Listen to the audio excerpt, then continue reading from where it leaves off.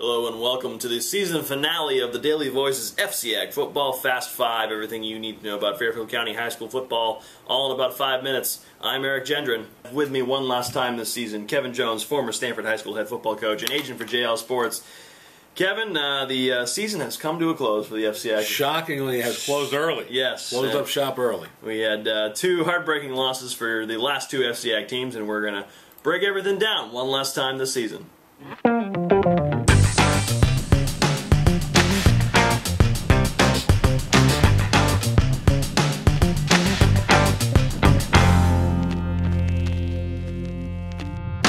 NFA stuns Staples 30-28. This was, I think, pretty shocking for both of us here. What happened to Staples on Sunday? Well, they lost. I mean, I think Coach Petrosio said it best when he said, "We just found a way to lose." Now, you got to give NFA some credit because with the athletes they have, especially at the quarterback position, they spread that field out. They're difficult to defend. We knew that from the Stanford game weeks ago. But they had some special teams. Our punt snap go over the punter's head for a safety. They lose the game by 3, and there's 2 points right there. They had late in the game a chance to get the ball back, go drive down for a score and win it. Punt return goes off the back of the heel of one of the Staples players. NFA recovers pretty much the end of the game after they got a first down there. And the biggest play came in the fourth quarter when Massey goes to pitch the ball down on the goal line. Pitch gets batted down. It's a turnover. Should have been a touchdown for Staples. There was a lot of things, and those are just 3. We could point out about 7 other things that Staples did wrong and lost this game by what amounted to be a field goal. All right, that aforementioned Marinelli magic finally wears off. New Canaan's incredible run of state championship appearances comes to a close. Kevin, can you put this 7-year run that the Rams have been on in perspective amongst other programs in the state? Well, I think it's difficult to put in perspective because I really haven't seen it. This 7-year run has been as impressive as one that we've seen, at least in the modern day here in the state. So you have to give Coach Marinelli a lot of credit because, he's won state championships running the wing tee years ago. He's won them running the I formation, and I think the best move he made is, 7 years ago, he bought into this Tony Franklin system of offense, went down to Auburn, their offensive coordinator, and bought into his system, and it's allowed him to win some really spectacular games over the last 7 years. That offense has really produced an unbelievable run for the last 7 years. I know they lost this past weekend, didn't get to the state championship, but they are loaded coming back next year, and it wouldn't surprise me one bit if they were back in that state championship in 2013. All right, I think the big question in everybody's mind, are you surprised that there are no FCIAC teams in the championship games this year? I think I'm surprised, but mostly because the last time it happened was like 18 years ago. I think we've just become accustomed to having an FCIAC team, at least one, in the state championship. Whether they win or not is irrelevant. But anyone that follows football for long enough will know that the talent levels kind of come in and go out like the tide. And right now, I think that the tide is out.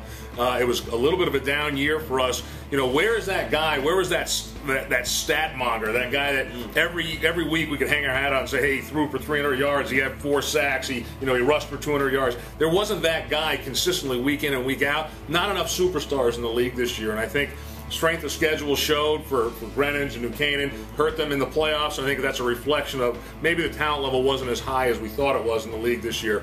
I think the tide's rolling back in, and next year we're going to bounce back and have a strong year, but not a great year for us as far as the playoffs are concerned.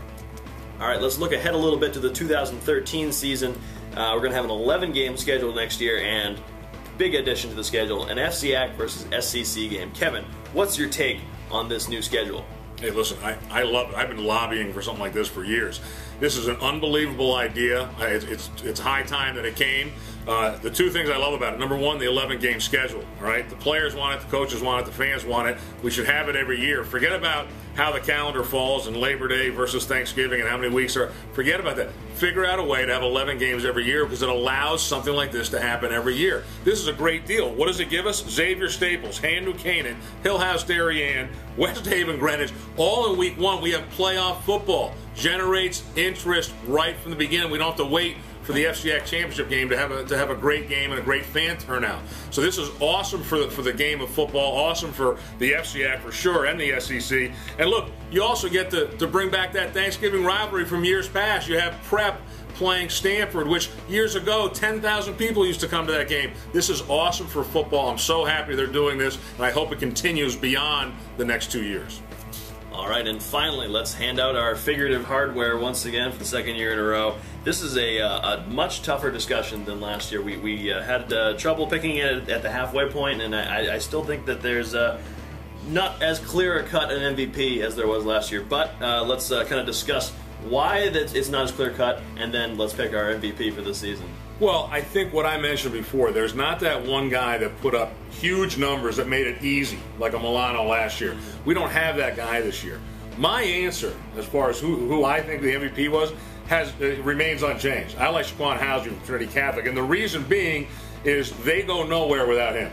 He kind of carried that team, and when he wasn't getting the ball and getting a lot of yardage, it forced the other guys to get yardage because they had to worry about Shaquan Housey. The defense couldn't defend everybody. You know, that was a great football. And that pains me to say as a former Stanford High coach, but I'm going to pick a Trinity Catholic guy. But there's no question in my mind, this year he was the MVP because without them, Trinity Catholic does not have this dream season and make it to the playoffs. I completely agree. You know, it's the most valuable player, and I think the player who is most valuable to his team. I totally agree with you. I don't think Trinity Catholic makes it to the playoffs. Obviously, Sean Brown and Polonia, you know, obviously were great in that tandem, the running back tandem. But I think Shaquan Housey was just such a leader on that team. And without question. I think Shaquan Housey is my pick for MVP. Our sports editor, Tom Renner, also agrees. Shaquan Housey, you are our daily voice, most valuable player for 2012. Well, that will do it for the 2012 season. The Daily Voice's FCIAC Football Fast 5. Kevin, thanks so much for everything this season. Enjoyed it. Really appreciate you stopping by every week. And thanks to our 100, 150 or so loyal viewers out there. I notice those clicks every week. We really appreciate the support. And hope you've really enjoyed the season. I've had a blast every week. That'll do it for this season of FCIAC Football Fast 5. Take care.